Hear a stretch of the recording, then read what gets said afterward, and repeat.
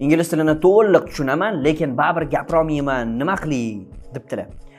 Gap shundaki, tushunish bu passive skill, speaking bo'lsa bu active skill va bular bir-biri bilan barobarga rivojlanmaydi. Har biriga alohida ishlashingiz kerak.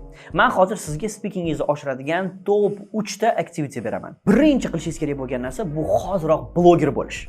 Ya'ni Telegramda yopiq kanal ochasiz va u yoqqa har kuni atigi 3 dona 1 daqiqalik dumaloqcha tashlab borishingiz kerak bo'ladi.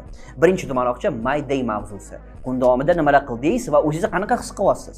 Ikkinchi dumaloqcha My Plans, My Future, My Dreams va hokazo. Uchinchi dumaloqcha esa erkin mavzuda. My favorite song, My favorite singer, My favorite country, etc. Aynan mana shu 3 ta dumaloqchadan har kuni yuboradigan bo'lsangiz agar 2 haftada, atigi 2 haftada nereal o'zgarish sezasiz.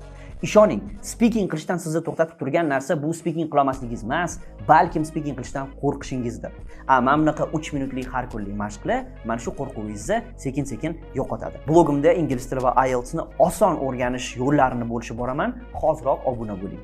YouTube'dagi aynan mana bu speaking videomni ham ko'rib chiqishni maslahat beraman, chunki undan mana bunaqa fikrlar kelgan. Ko'rishamiz.